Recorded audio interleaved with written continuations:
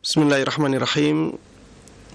Assalamualaikum warahmatullahi wabarakatuh. Innal hamdalillah nahmaduhu wa nasta'inuhu wa nastaghfiruh wa na'udzu billahi min shururi anfusina wa min sayyiati a'malina. May yahdihillahu fala mudilla lahu wa may yudlil فلا هادي له وأشهد أن لا إله إلا الله وحده لا شريك له وأشهد أن محمدا عبده ورسوله قال الله تعالى يا أيها الذين آمنوا اتقوا الله حق تقاته ولا تموتن إلا وأنتم مسلمون أما بعد فإن أصدق الحديث كتاب الله وخير الهدى هدى محمد صلى الله عليه وسلم وشر الأمور محدثاتها فإن كل محدثة بدعة وكل بدعة ضلالة. Jemaah sekalian rahimani wa rahimakumullah, puji syukur kita haturkan kepada Allah Subhanahu wa taala yang telah memberikan kepada kita semuanya nikmat-nikmatnya yang tak terhingga, yang dengan kenikmatan itulah kita bisa melakukan kebaikan-kebaikan untuk bekal di kehidupan akhirat kita. Tidak lupa salawat dan salam semoga selalu terlimpahkan kepada Nabi yang sangat kita cintai, Nabi yang sangat kita kagumi, sangat kita junjung tinggi, Nabi yang perintah-perintahnya kita taati dan kabar-kabarnya kita percayai, Nabi Agung Muhammad sallallahu alaihi wasallam. Mudah-mudahan salawat dan salam tersebut juga terlimpahkan kepada seluruh keluarga beliau, seluruh sahabat beliau, dan seluruh kaum muslimin yang mengikuti beliau dan para sahabatnya dengan baik hingga hari akhir nanti. Ikhwati wa akhwati fillah rahimani wa rahimakumullah.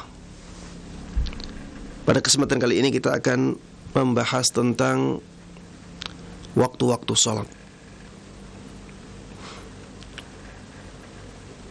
Jemaah sekalian rahimani wa rahimakumullah,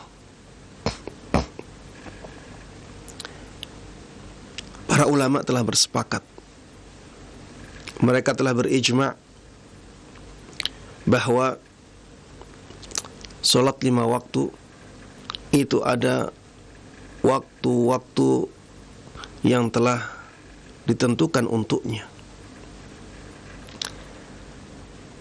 Hal ini berdasarkan firman Allah Subhanahu wa taala, "Innas salata kanat 'alal mu'minina kitaban mawquta." Ayat 103 dari surat An-Nisa. Sesungguhnya salat itu diwajibkan kepada kaum mukminin dan waktunya telah ditentukan. Sesungguhnya salat itu diwajibkan atas kaum mukminin sesuai dengan waktu yang telah ditentukan. Ini menunjukkan bahwa salat yang diwajibkan kepada kaum mukminin itu punya waktu-waktu yang ditentukan, yang telah ditentukan oleh Allah Subhanahu wa taala. Taib jamaah sekalian rahimani rahimakumullah, kita mulai dengan waktu salat zuhur. Salat zuhur jamaah sekalian rahimani rahimakumullah adalah salat yang diwajibkan dengan masuknya waktu zuhur.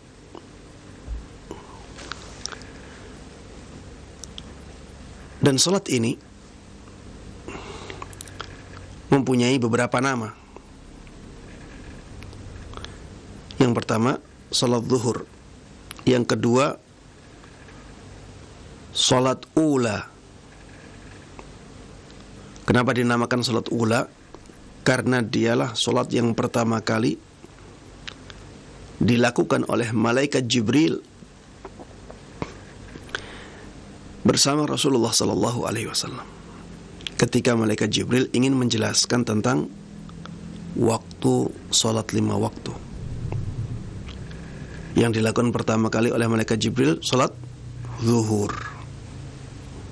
Makanya dinamakan salat ula, yaitu salat yang pertama kali. Salat zuhur juga disebut dengan nama salat hajirah. Dinamakan salat hajirah. Hari ini berdasarkan penyebutan nama ini dalam hadis yang diriwayatkan oleh sahabat Abu Barzah radhiyallahu taala anhu.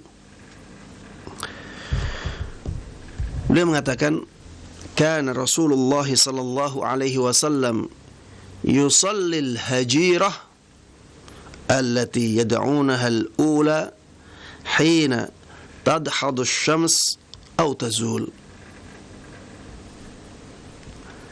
Dahulu Rasulullah sallallahu alaihi wasallam salat hajirah. Yang dimaksud dengan salat hajirah adalah salat zuhur. Yang disebut juga dengan al-ula. Berarti salat zuhur punya 2 nama lain, ya. Ada salat hajirah, ada salat ula. Hina tadhadu asy-syams aw tazul. Beliau melakukan salat tersebut ketika matahari tergelincir. Tergelincir maksudnya dari tengah langit. Kapan awal waktu salat zuhur? Karena waktu zuhur ini ada awalnya, ada akhirnya. Maka pertanyaannya, kapan awal waktu zuhur? Awal waktu zuhur adalah ketika matahari tergelincir dari pertengahan langit. Dan para ulama telah berijma' dalam masalah ini. Karena banyaknya hadis yang menjelaskan hal ini. Di antaranya hadis dari sahabat Abdullah ibn Amr radhiyallahu taala anhuma, bahwa Rasulullah sallallahu alaihi wasallam pernah bersabda, "Waktu zuhri idza zalatis syams." Waktu zuhur itu ketika matahari tergelincir. Waktu zuhur itu ketika matahari tergelincir dari pertengahan langit.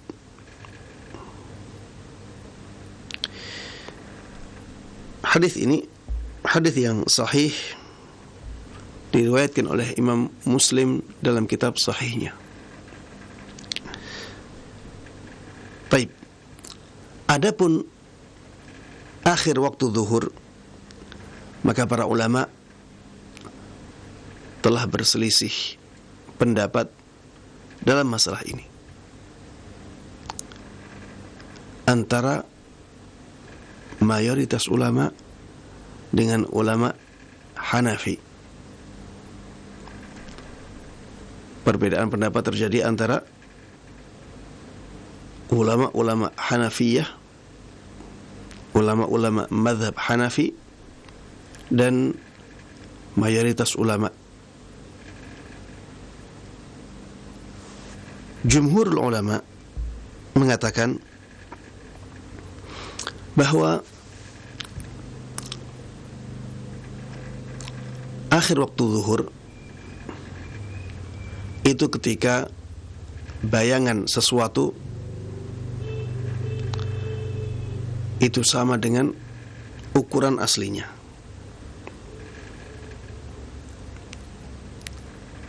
bayangan sesuatu sama dengan ukuran sesuatu tersebut.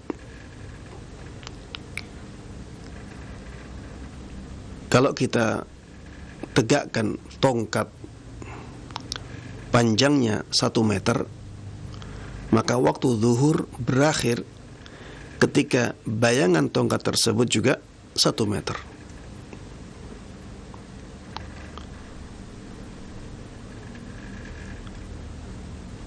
Adapun ulama-ulama Hanafiyah mengatakan waktu zuhur berakhir ketika bayangan sesuatu itu menjadi 2 kali lipatnya benda aslinya. Berarti tongkat itu sampai bayangannya mencapai 2 meter. Kalau tongkatnya 1 meter. Namun jamaah sekalian rahimani wa rahimakumullah, pendapat yang kuat dalam masalah ini adalah pendapatnya mayoritas ulama. Karena banyak sekali hadis yang menguatkan pendapat mayoritas ulama. Di antaranya hadis dari sahabat Ibnu Umar radhiyallahu taala anhuma. Disebutkan di dalam hadis beliau, waktu zuhri idza zalat asy-syams wa kana dhillu ar-rajuli ka tulihi ma lam yahdhuril 'asr. Waktu zuhur itu ketika matahari tergelincir dari pertengahan langit. Sampai kapan? Sampai bayangan seseorang itu seperti tingginya dia selama waktu asar belum datang. Disebutkan di sini bayangan seseorang itu seperti tingginya dia. Dan inilah akhir dari waktu zuhur. Ada juga hadis lain yang menunjukkan bahwa waktu zuhur itu berakhir ketika bayangan seseorang itu sama dengan tingginya. Yaitu hadis Jabir ibn Abdullah radhiyallahu taala anhuma. Disebutkan di dalam hadis beliau, "Thumma shalla min al-ghadi adh-dhuhra hina kana adh-dhillu tul ar-rajul."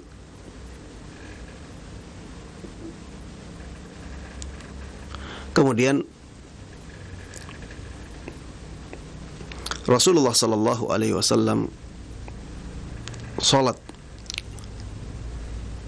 zuhur di hari berikutnya ketika bayangan seseorang itu sama dengan tingginya. Kemudian di hari berikutnya beliau telah selesai salat zuhur ketika bayangan seseorang itu sama dengan tingginya. Ini menunjukkan ya bahwa akhir salat zuhur itu ketika bayangan sesuatu itu sama dengan tingginya. Karena di dalam hadis Jabir ini radhiyallahu taala anhu, Rasulullah sallallahu alaihi wasallam ingin menjelaskan kapan awal waktu dan kapan akhir waktu.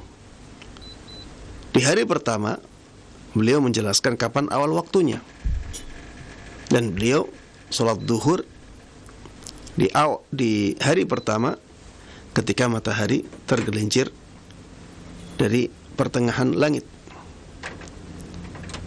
Kemudian di hari keduanya beliau ingin menjelaskan akhir waktunya, dan beliau selesai salat ketika bayangan seseorang itu sama dengan tingginya. Taib, jamaah sekalian rahimani wa rahimakumullah. Dua hadis ini dengan jelas menerangkan kepada kita bahwa waktu sholat duhur itu berakhir ketika bayangan benda itu sama dengan tingginya benda tersebut.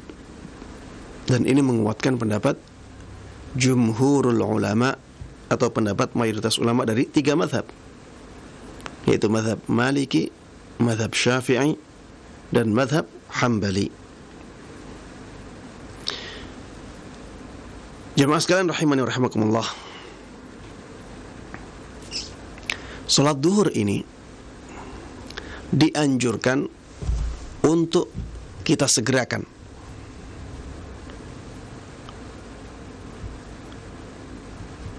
Ketika kita lakukan di awal waktu, maka itu lebih afdal.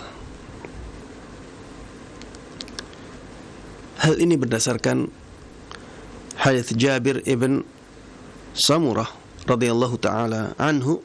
Beliau mengatakan, kana an-nabiyyu sallallahu alaihi wasallam yusalli adh-dhuhra idza dahadatis syams. Dahulu Rasulullah sallallahu alaihi wasallam biasa salat zuhur ketika matahari tergelincir. Dan ini juga yang sesuai dengan dalil-dalil umum. Seperti misalnya firman Allah Subhanahu wa taala, "Wasari'u ila maghfiratin min rabbikum wa jannah." Bersegeralah kalian untuk menuju ampunan dari Rabb kalian dan untuk menuju surga Allah Subhanahu wa taala. Maksudnya bersegeralah untuk melakukan amal-amal kebaikan. Dan salat termasuk amal kebaikan. Sehingga menyegerakan salat duhur itu lebih utama daripada mengakhirkannya. Hal ini juga berdasarkan firman Allah dalam ayat yang lain, sabiqu ila maghfiratin min rabbikum wa jannah. Berlomba-lombalah kalian untuk mendapatkan ampunan dari Rabb kalian dan untuk mendapatkan surga Allah Subhanahu wa taala. Ampunan dan surga bisa kita dapatkan dengan amal-amal kebaikan, di antaranya salat zuhur. Sehingga kita dianjurkan untuk menyegerakan salat zuhur di awal waktunya. Tapi dalam keadaan-keadaan tertentu, salat zuhur lebih baik diakhirkan. Yaitu ketika cuaca sangat panas sekali. Ketika cuaca sangat panas sekali, maka lebih afdal kita agak akhirkan salat zuhur kita, menunggu matahari lebih adem, ya, menunggu agar panasnya tidak terlalu, ya. Dan ini sangat terasa di daerah-daerah yang panas, seperti di Makkah, Madinah, dan di Timur Tengah secara umum. Karena di sana kalau pas panas sekali bisa mencapai 50 derajat Celcius. Ya, saya pernah merasakan panasnya di sana, ya. Ketika mencapai derajat 50 derajat Celcius memang sangat panas sekali. Kita di Indonesia ketika panas mencapai 33 derajat saja kita merasa panas, ya. Apalagi kalau mencapai 50 derajat Celcius. sangat panas sekali. Ketika keadaannya seperti itu, maka lebih baik sholat zuhur agak diakhirkan sampai panas berkurang, mereda. Hal ini berdasarkan beberapa hadis. Di antaranya hadis dari sahabat Anas ibn Malik radhiyallahu taala anhu. Beliau pernah mengatakan, "Kana an-nabiy sallallahu alaihi wasallam idza ishtadda al-bard bakkara bis-shalah wa idza ishtadda al-har abrada bis-shalah." Dahulu Rasulullah sallallahu alaihi wasallam apabila keadaan cuaca sangat dingin, beliau menyegerakan salat. Tapi ketika keadaan cuacanya sangat panas, beliau menunggu waktu dingin untuk salat. Ya, maksudnya agak mengakhirkan salatnya, menunggu waktu lebih dingin.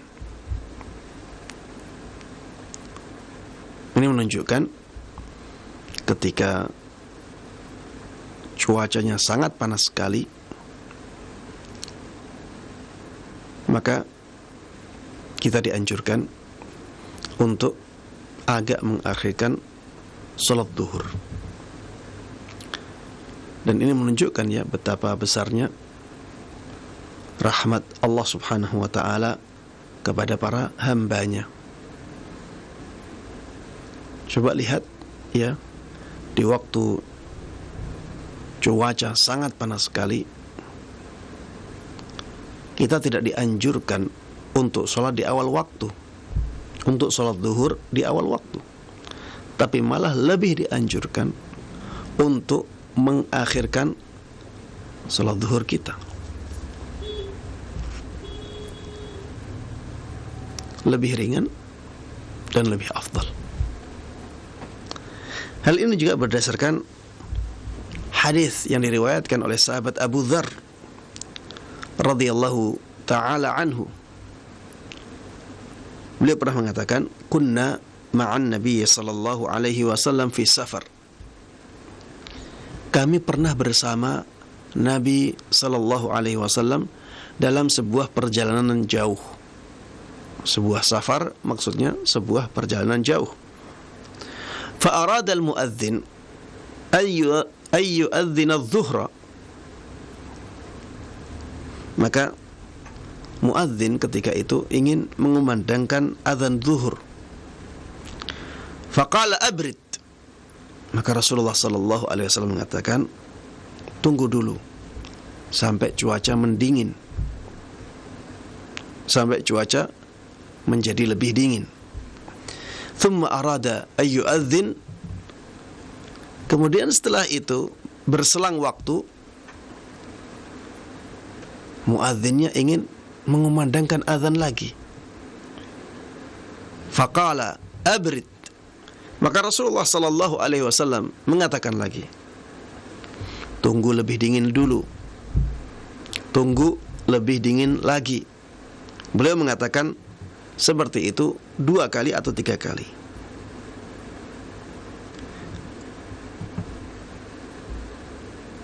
Kemudian Rasulullah sallallahu alaihi wasallam mengatakan, fa idza ishtadda al-har fa abridu bis-shalah. Apabila ada panas yang sangat ya, maka lakukanlah salat ketika keadaan agak dingin. Fa idza ishtadda al-har fa abridu bis-shalah. Beliau memerintahkan hal ini. Beliau memerintahkan agar kita agak mengakhirkan salat kita untuk mencari cuaca yang lebih dingin. Ini menunjukkan bahwa mengakhirkan sholat ketika keadaannya sangat panas sekali itu dianjurkan. Mungkin ada yang bertanya, Ustadz, sampai berapa menit kita mengakhirkan sholat untuk mencari cuaca yang lebih dingin? Maka jawabannya, tidak ada batasan menit di sini. Tidak ada batasan menit. Karena itu akan berbeda dari tempat ke tempat, dari waktu ke waktu. Yang penting, ya, kita bisa memperkirakan. Mungkin bisa sampai setengah jam, ya, mungkin bisa sampai 1 jam. Yang penting jangan sampai keluar waktu, ya, jangan sampai keluar waktu. Tapi jamaah sekalian rahimani rahimakumullah, ini hanya berlaku di daerah-daerah yang memang sangat panas sekali. Di negeri kita, ya, di banyak tempat, ya, mungkin yang seperti ini tidak berlaku, ya, karena tidak terlalu panas. Dan perbedaan panas antara satu bulan ke bulan yang lain, ya, antara bulan satu dengan bulan yang lainnya tidak terlalu ada perbedaan. Tapi misalnya ada daerah yang sangat berbeda keadaan panasnya, sehingga di bulan-bulan tertentu menurut masyarakat tersebut sangat panas sekali, ketika itu ada anjuran seperti ini, anjuran untuk lebih mengakhirkan sholat duhur sampai cuaca terasa lebih dingin. Tapi jangan sampai, ya, diakhirkan sampai keluar waktu, ya, karena itu menjadi sesuatu yang menyelisih syariat. Baik, jemaah sekalian rahimani wa rahimakumullah, waktu yang berikutnya adalah waktu sholat asar. Baik, sholat asar ini juga disebut sebagai sholat wusta. Sholat asar ini disebut sebagai sholat wusta. Inilah yang disebut oleh Allah Subhanahu wa ta'ala di dalam Al-Quran menurut pendapat yang lebih kuat, yaitu dalam firman-Nya, hafidhu 'alas salawati was salatil wusta. Jagalah salat-salat kalian dan juga salat wusta. Pendapat yang paling kuat dalam makna salat wusta adalah salat asar. Ya, jagalah salat-salat kalian dan salat asar kalian. Mungkin ada yang bertanya, Ustadz, bukankah salat asar itu termasuk salat-salat yang lain? Maksudnya salat wajib. Kenapa salat asar disebutkan secara khusus di ayat itu? Bukankah kalau Allah Subhanahu wa ta'ala mengatakan hafidhu 'alas salawat, maka salat asar juga masuk di sana? Jagalah salat-salat kalian. Salat asar sudah masuk di situ. Kenapa ada penyebutan salat wusta dan maknanya adalah salat asar? Maka jawabannya karena Allah Subhanahu wa ta'ala ingin menjelaskan kepada kita bahwa salat asar itu salat yang sangat dimuliakan oleh Allah Subhanahu wa ta'ala. Salat yang kedudukannya sangat tinggi di sisi Allah Subhanahu wa ta'ala. Makanya Allah sebutkan secara khusus. Dan dalam bahasa Arab seperti ini banyak, ya. Seperti misalnya, innal ladzina amanu wa 'amilus shalihat. Sesungguhnya orang-orang yang beriman dan beramal saleh. Ini iman, bukankah termasuk amal saleh? Jawabannya iya. Kenapa Allah sebutkan secara khusus iman? Karena Allah ingin menjelaskan bahwa iman itu derajatnya sangat tinggi, derajatnya sangat mulia di dalam Islam. Contohnya lagi misalnya tanazzalul malaikatu warruhu fiha. Para malaikat di malam Lailatul Qadar itu turun ke dunia. Dan malaikat Jibril juga demikian. Disebutkan para malaikat turun ke dunia saat malam Lailatul Qadar. Bukankah malaikat Jibril masuk di situ? Jawabannya iya. Tapi kenapa Allah setelah itu menyebutkan dan malaikat Jibril juga demikian? Ini untuk menunjukkan bahwa malaikat Jibril itu malaikat yang sangat mulia di sisi Allah Subhanahu wa taala. Untuk menjelaskan kemuliaan malaikat Jibril. Makanya disebutkan secara khusus. Taib jamaah sekalian rahimani wa rahimakumullah, salat asar disebut sebagai salat wusta. Kapan waktu salat asar? Waktu salat asar ini diperselisihkan oleh para ulama karena perselisihan mereka di akhir salat zuhur, di waktu akhir salat zuhur. Ya, para ulama berbeda pendapat di masalah tadi ya. Kapan akhir waktu salat zuhur? Ada yang mengatakan ketika bayangan benda itu sama dengan tinggi bendanya. Ada yang mengatakan ketika bayangan benda itu 2 kali tinggi bendanya.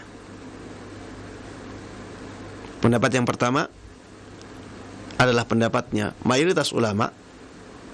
Pendapat yang kedua, pendapat para ulama Hanafi. Dan kita tadi sudah mengatakan bahwa pendapat mayoritas ulama jauh lebih kuat daripada pendapat ulama Hanafi. Karena perbedaan ini, maka akhirnya menyebabkan adanya perbedaan di awal waktu sholat asar. Kapan awal waktu sholat asar? Para ulama Hanafi otomatis akan mengatakan ketika bayangan benda itu menjadi 2 kali lipat tingginya. Dan para ulama dari mazhab Maliki, Syafi'i, dan Hambali akan mengatakan bahwa waktu asar itu masuknya ketika bayangan sebuah benda itu sama dengan tingginya benda tersebut. Dan karena kita di masalah yang pertama sudah menguatkan pendapatnya jumhurul ulama, maka di masalah kedua ini juga kita harus menguatkan pendapatnya jumhurul ulama. Taib.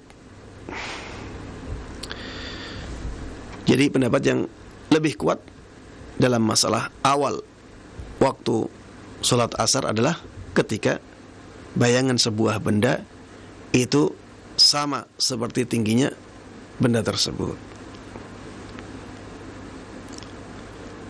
Dan karena perbedaan ini jamaah sekalian rahimani wa rahimakumullah, kalau kita melihat ya sebagian aplikasi jadwal sholat waktu, kita akan mendapatkan di aplikasi tersebut adanya pilihan. Kepengen jadwal waktu sesuai dengan pendapatnya jumhur atau sesuai dengan pendapatnya mazhab Hanafi. Kalau kita memilih sesuai dengan pendapatnya mazhab Hanafi, kita akan mendapatkan perbedaan yang sangat mencolok di sholat asarnya. Karena memang ada perbedaan seperti ini. Jadi menurut ulama-ulama Hanafi jamaah sekalian rahimani wa rahimakumullah, sholatnya kita itu tidak sah kalau kita sholat asar di awal waktu. Kenapa? Karena menurut mereka sholat asar kita itu kita lakukan sebelum waktu masuknya, sehingga itu seperti orang sholat duhur sebelum masuk waktu duhur. Misalnya kita sholat duhur jam 10:30, padahal waktu duhurnya jam 12 misalnya, maka sholat duhur kita tidak sah. Ini thamaratul khilaf. Ini buah dari perbedaan pendapat yang terjadi di antara para ulama, ya. Dan kita sudah sampaikan bahwa dalil-dalil yang ada sangat menguatkan pendapat jumhurul ulama, ya. Mungkin ada yang bertanya, Ustaz, apa dalil dari para ulama mazhab Hanafi ketika mereka mengatakan bahwa waktu sholat asar itu dimulai ketika bayangan sebuah benda itu menjadi 2 kali lipatnya tingginya benda tersebut? Mereka berdalil dengan hadis yang sebenarnya tidak menjelaskan tentang waktu sholat, ya. Di dalam hadis tersebut disebutkan bahwa perumpamaan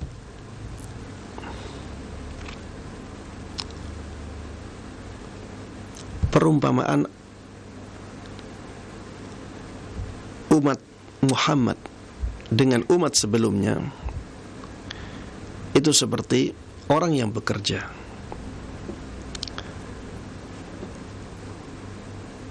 Dia bekerja di waktu zuhur, kemudian digaji dengan gaji yang lebih sedikit. Ini umat terdahulu. Kemudian dia bekerja, kemudian orang lain bekerja dari mulai waktu asar sampai maghrib, digaji 2 kali lipatnya, padahal waktunya lebih sebentar, waktunya lebih singkat. Dari sini para ulama memahami bahwa waktu sholat duhur itu lebih lama daripada waktu sholat asar. Waktu sholat duhur itu lebih lama daripada waktu sholat asar. Kenapa? Karena disebutkan di situ bahwa orang yang bekerja dari waktu duhur sampai waktu asar itu perumpamaannya orang-orang atau umat-umat di masa lalu sebelum umat Muhammad sallallahu alaihi wasallam. Mereka waktu kerjanya lama tapi pahalanya lebih sedikit. Sedangkan umat Muhammad sallallahu alaihi wasallam itu seperti orang yang bekerja dari mulai waktu asar sampai maghrib. Disebutkan di dalam hadis tersebut waktunya lebih sedikit, waktunya lebih singkat, tapi pahalanya lebih banyak. Hadis ini sedang menjelaskan tentang keutamaan umat Muhammad sallallahu alaihi wasallam. Memang mereka umurnya itu tidak panjang, 60 sampai 70 tahun rata-ratanya. Tapi dengan umur yang singkat ini, dengan umur yang jauh lebih pendek ini, mereka bisa mengungguli umat-umat terdahulu dalam masalah pahala amalan. Ya, kalau kita lihat ya, umat-umat sebelum umat Muhammad sallallahu alaihi wasallam umurnya bisa sampai 1000 tahun. Ya. Nabi Nuh mendakwahi kaumnya sampai 950 tahun. Padahal kita tahu ya, ketika seorang nabi itu berdakwah biasanya mulai umur 40 tahun. Biasanya mulai umur 40 tahun. 40 tambah 950 sudah 990. Kemungkinan Nabi Nuh umur 1000 tahun itu sangat besar. Kalau dibandingkan 60 sampai 70 tahun, ya perbandingannya sangat jauh. Tapi umat Muhammad sallallahu alaihi wasallam dari sisi pahala mereka lebih besar apabila mereka bisa memanfaatkan 60 atau 70 tahun ini dengan sebaik-baiknya. Kalau kita katakan bahwa waktu zuhur itu lebih panjang dari waktu asar, konsekuensinya kita tidak bisa mengatakan bahwa waktu zuhur itu berakhir ketika bayangan suatu benda itu sama dengan tingginya benda tersebut. Konsekuensinya demikian. Makanya para ulama Hanafi mereka mengatakan waktu sholat zuhur itu berakhirnya ketika bayangan suatu benda itu menjadi 2 kali lipatnya dari tinggi benda tersebut. Jemaah sekalian rahimani wa rahimakumullah, kenapa jumhurul ulama lebih menguatkan pendapat yang mengatakan bahwa akhir waktu zuhur atau awal waktu salat asar adalah ketika bayangan suatu benda itu sama dengan tinggi benda tersebut? Karena dalil-dalil yang menjelaskan masalah ini itu lebih khusus. Kalau kita lihat dalil-dalil yang disebutkan oleh jumhurul ulama untuk menjelaskan tentang akhir waktu zuhur, itu memang hadis yang menjelaskan tentang waktu-waktu salat. Sedangkan hadis yang dipakai oleh para ulama Hanafi untuk menjelaskan tentang akhir waktu zuhur itu sebenarnya bukan hadis yang menjelaskan tentang waktu-waktu salat wajib. Ya. Itu untuk menjelaskan tentang keutamaan umat Muhammad sallallahu alaihi wasallam dibandingkan dengan umat-umat terdahulu.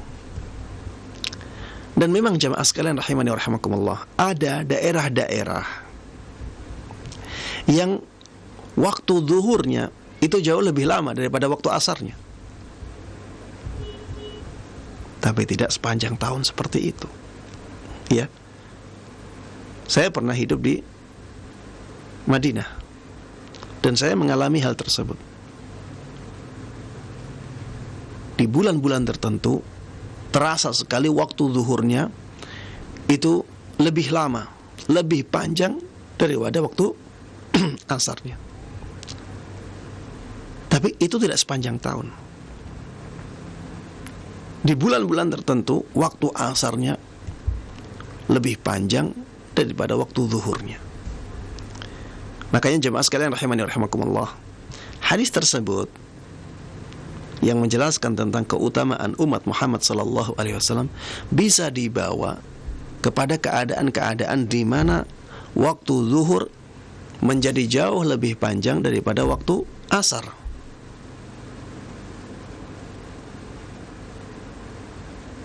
Memang ada keadaan-keadaan seperti itu.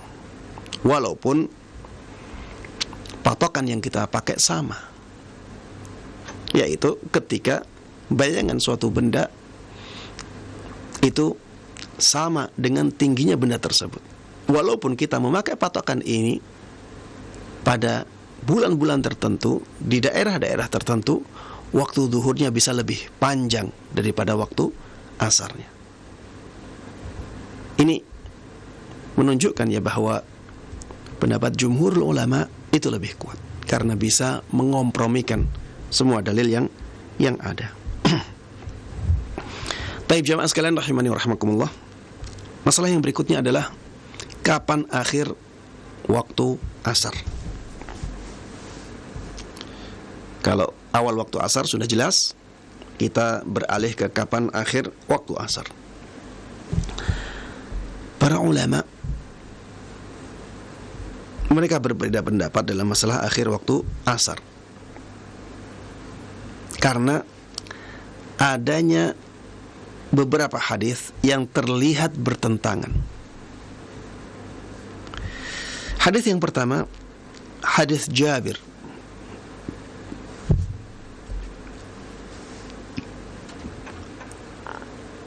Di dalam hadis Jabir ibn Abdullah radhiyallahu taala anhu disebutkan bahwa akhir waktu sholat asar itu ketika bayangan sebuah benda itu menjadi 2 kali lipatnya tinggi benda tersebut. Ya, disebutkan di dalam hadis ini ketika malaikat Jibril sholat bersama Rasulullah sallallahu alaihi wasallam, ya, beliau menjadi imamnya karena malaikat Jibril diperintahkan oleh Allah Subhanahu wa taala untuk menjelaskan tentang waktu sholat 5 waktu kepada Rasulullah sallallahu alaihi wasallam. Ya, di hari pertama malaikat Jibril menjalankan sholat di awal waktunya.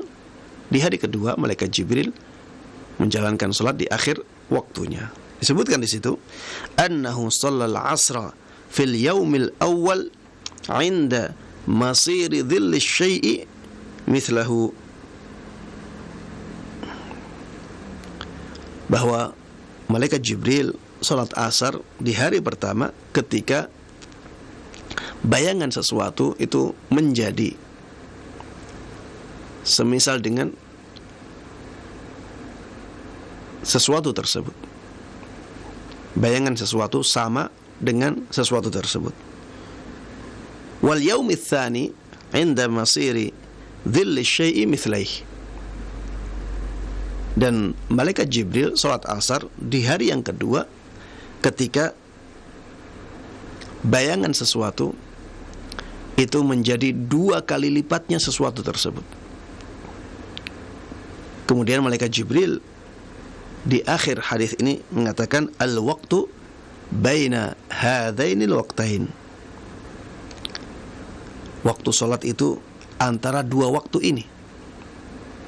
Waktu salat itu antara 2 waktu ini. Dari hadis ini kita bisa memahami bahwa waktu salat asar itu ketika bayangan sesuatu itu menjadi 2 kali lipatnya tinggi sesuatu tersebut. Baik, hadis yang kedua yang menjelaskan tentang akhir waktu salat asar. Hadis dari sahabat Abdullah ibn Amr radhiyallahu taala anhuma, bahwa Rasulullah sallallahu alaihi wasallam pernah bersabda, "Waqtul 'asri ma lam tasfarra syams." Waktu salat asar itu hingga sebelum matahari menguning. Waktu salat asar itu hingga sebelum matahari menguning. Jemaah sekalian rahimani wa rahimakumullah, ini berbeda dengan yang pertama, ya. Kalau ketika bayangan sesuatu itu menjadi 2 kali lipatnya sesuatu itu, matahari belum menguning. Sedangkan di dalam hadis ini dikatakan waktu salat asar itu selama matahari belum menguning. Berarti lebih panjang.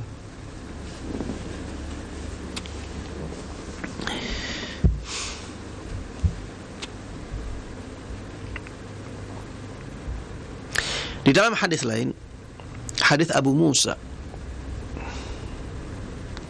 yang menjelaskan tentang kisah seorang sahabat yang bertanya tentang waktu-waktu salat wajib. Dan Rasulullah sallallahu alaihi wasallam menjelaskan kepada sahabat ini dengan caranya Jibril alaihi salam, yaitu beliau salat di hari pertama di awal waktunya, di hari kedua beliau alaihi salatu wassalam salat di akhir waktunya. Sebutkan di situ, anna Nabiyya sallallahu alaihi wasallam shalla fil yaumil awwal al-'asra wasyamsu murtafi'ah bahwa Nabi Muhammad sallallahu alaihi wasallam salat bersama orang ini di hari pertama salat asar dalam keadaan matahari masih meninggi. Wa fil yaumi tsani akhara al-asra fansarafa minha wal qailu yaqul ihmarratis syams. Sedangkan di hari kedua Nabi Muhammad sallallahu alaihi wasallam mengakhirkan salat asarnya, dan ketika beliau selesai dari salat asarnya, orang-orang mengatakan, ada orang mengatakan bahwa matahari telah memerah. Matahari telah memerah. Ini menunjukkan bahwa salat asar itu berakhir ketika matahari memerah. Dan ini tentunya terjadi setelah bayangan sesuatu itu menjadi 2 kali lipatnya, ya, setelah waktu itu. Menunjukkan ada perbedaan antara hadis ini dengan hadis yang sebelumnya. Baik, hadis yang ketiga, hadis dari sahabat Abu Hurairah radhiyallahu taala anhu. Ini lebih lama lagi, ya. Di dalam hadis sahabat Abu Hurairah disebutkan bahwa Nabi kita Muhammad sallallahu alaihi wasallam menyabdakan, "Man adraka rak'atan minal asri qabla an taghruba asy-syams faqad adraka al-'asr." Barang siapa yang mendapati 1 rakaat saja dari salat asar sebelum terbenamnya matahari, maka dia benar-benar telah mendapatkan salat asarnya sebelum terbenamnya matahari. Ini menunjukkan bahwa waktu salat asar itu berakhir hingga terbenamnya matahari. Ya, ini lebih panjang lagi. Baik jemaah sekalian rahimani wa rahimakumullah. Di dalam masalah ini, ya, kalau kita mendasari pada 3 hadis yang kita sebutkan tadi, berarti ada 3 pendapat. Ya. Ada pendapat yang mengatakan bahwa akhir waktu salat asar itu ketika bayangan sebuah benda menjadi 2 kali lipatnya. Ada yang mengatakan bahwa waktu salat asar itu berakhir ketika matahari menguning atau memerah. Ada yang mengatakan bahwa waktu salat asar itu berakhir ketika matahari terbenam. Jemaah sekalian rahimani wa rahimakumullah, sebenarnya ya kita bisa mengumpulkan semua hadis itu. Dan ini yang paling baik dalam masalah ini, dengan kita mengatakan bahwa hadis yang mengatakan bahwa waktu salat asar itu sampai bayangan sebuah benda menjadi 2 kali lipatnya, kita bisa bawa ke waktu yang paling afdal untuk dilakukan. Waktu yang paling afdal untuk melakukan salat asar adalah dari awal waktu sampai bayangan benda menjadi 2 kali lipatnya. Kemudian hadis-hadis yang menjelaskan bahwa waktu salat asar itu sampai matahari menguning atau sampai matahari memerah, itu waktu jawaz, ya, waktu boleh. Sudah tidak afdal, tapi masih boleh sampai matahari menguning atau memerah. Ya, kalau sudah menguning, sudah memerah berarti tidak boleh.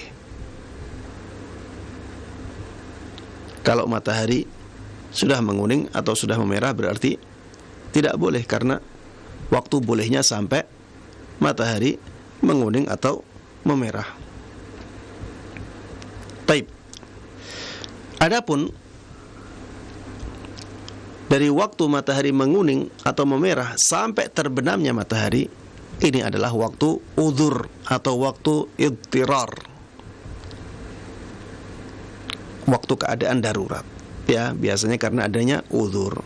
Jadi, kalau misalnya kita punya udzur, misalnya ketiduran, bangunnya ketika matahari sudah menguning, bangunnya ketika matahari sudah memerah, maka itu masih waktu sholat asar, dan tidak berdosa kita sholat asar di waktu itu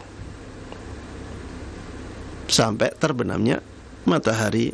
Itu masih waktu sholat asar. Kalau matahari sudah terbenam, maka kalau kita orang yang punya uzur, maka kita diwajibkan untuk mengqadanya. Inilah cara sebagian ulama mengompromikan hadis-hadis yang ada yang menjelaskan tentang akhir waktu sholat asar. Ya. Jadi jamaah sekalian rahimani rahimakumullah, kesimpulannya bahwa sholat asar itu bisa dibagi menjadi 3. Kenapa kita bagi menjadi 3? Karena dalil-dalil yang harus kita kompromikan. Waktu yang pertama adalah waktu yang afdal. Waktu disebutkan di sini waktu ikhtiyar. Ini maksudnya adalah waktu yang paling afdal, yaitu dari mulai bayangan suatu benda itu sama dengan bendanya sampai bayangan suatu benda itu menjadi 2 kali lipatnya benda tersebut. Ini waktu ikhtiyar atau waktu yang afdal. Waktu yang setelahnya namanya waktu al-jawaz. Waktu al-jawaz, waktu boleh, tapi sudah tidak afdal lagi, yaitu mulai bayangan suatu benda itu menjadi 2 kali lipatnya sampai matahari menguning atau memerah. Kemudian setelah ini disebut sebagai waktu al-udhr, waktu al-udhr atau waktu al-ittirar, waktu darurat. Ini untuk orang-orang yang punya uzur. Maka jemaah sekalian rahimani wa rahimakumullah, kalau kita tidak punya uzur, kita tidak boleh mengakhirkan sholat sampai matahari memerah atau menguning. Kita berdosa, tapi kita masih sholat asar di waktunya. Kenapa kita berdosa jemaah sekalian rahimani wa rahimakumullah ketika mengakhirkan waktu sampai matahari menguning atau memerah? Karena adanya hadis dari sahabat Anas ibn Malik radhiyallahu taala anhu. Beliau mengatakan, sami'tu Rasulullah sallallahu alaihi wasallam yaqul, aku pernah mendengar Rasulullah sallallahu alaihi wasallam bersabda, tilka salatul munafiq, itulah salatnya orang-orang munafik. Itulah salatnya orang munafik. Yajlisu yarqubu syams hatta idza kanat baina qarnay syaitan, hatta idza kanat baina qarnay syaitan qam fanaqaraha arba'an la yadhkurullaha illa qalila. Jadi salatnya orang munafik itu, ya, salat asarnya orang munafik itu, dia mengakhirkan salatnya, dia duduk melihat atau mengawasi matahari sampai ketika matahari itu berada di antara 2 tanduk syaitan, maka dia baru menjalankan sholatnya. Ya, matahari berada di antara 2 tanduk syaitan. Ya, ini ketika matahari akan terbenam. Ya, matahari sudah memerah atau sudah menguning. Itu dikatakan matahari berada di antara 2 tanduk syaitan. Ya, hadis ini juga menunjukkan bahwa syaitan itu punya 2 tanduk. Baik. Ketika waktunya sudah seperti itu, orang munafik baru menjalankan sholatnya. Dan disebutkan di sini fanaqaraha arba'ah. Orang munafik ketika sholat itu cepat-cepat, ya, dia mematuk-matuk sebanyak 4 rakaat. Maksudnya mematuk 4 rakaat ini maksudnya dia sholat dalam keadaan cepat, ya, seperti kalau ada burung matuk-matuk, ya, makanannya atau matuk-matuk sesuatu, ya, itu menunjukkan cepatnya dia menjalankan sholat. Ya, orang-orang munafik itu demikian. Kalau sholat cepat-cepat, Ya jangan sampai kita seperti orang-orang munafik. Salat itu menghadap Allah. Allah zat yang paling agung, paling mulia, paling berjasa kepada kita. Pantaskah kita salat dengan cara yang cepat seperti itu? Tentunya tidak pantas sekali. Sangat tidak pantas. Coba bayangkan kalau kita bertemu presiden, bertemu raja, bertemu orang-orang yang punya kedudukan tinggi. Apakah kita ingin bertemu sebentar saja? Padahal kita punya banyak kebutuhan, punya banyak sesuatu yang ingin kita ajukan agar dimudahkan. Tentunya kita ingin waktu yang lama. Jamaah sekalian rahimani wa rahimakumullah, ketika sholat, kita itu sebenarnya sedang menghadap Allah Subhanahu wa ta'ala. Dan Allah Subhanahu wa ta'ala memberikan kesempatan kepada kita untuk bermunajat kepadanya, mengadukan masalah-masalah kita kepada Allah Subhanahu wa ta'ala. Maka pantaskah kita sholat dengan cara yang cepat? Tentunya sangat tidak pantas sekali. Taib, disebutkan di sini qama fanaqaraha arba'an la yadhkurullaha illa qalila. Jadi ketika waktunya sudah seperti itu, orang munafik sholat asar dalam keadaan cepat-cepat dan dia tidak berzikir menyebut Allah Subhanahu wa ta'ala kecuali hanya sedikit, ya. Dan hadis ini ya menunjukkan ancaman atau celaan bagi mereka yang sholat asar seperti sholatnya orang munafik ini. Sehingga kita bisa katakan bahwa kalau seseorang tidak punya uzur, sengaja mengakhirkan sholat asarnya sampai matahari menguning atau sampai matahari memerah, maka dia berdosa, ya, karena adanya hadis celaan ini. Tapi kalau dia punya uzur, maka tidak ada masalah sama sekali karena dia punya uzur. Jangankan sholat asar ketika matahari memerah ataupun menguning, kalaupun dia punya uzur, akhirnya dia tidak bisa sholat kecuali setelah waktu asar selesai, waktu sholat asar habis, itu pun tidak ada masalah, ya, seperti yang saya contohkan tadi. Misalnya ada orang, dia tidur kecapean, dia inginnya bangun di waktu asar, tapi qadarullah wa masya'a fa'al, dia tidak bangun kecuali di waktu sholat maghrib. Dia tidak bangun kecuali di waktu sholat maghrib. Maka orang yang seperti ini tidak berdosa sama sekali.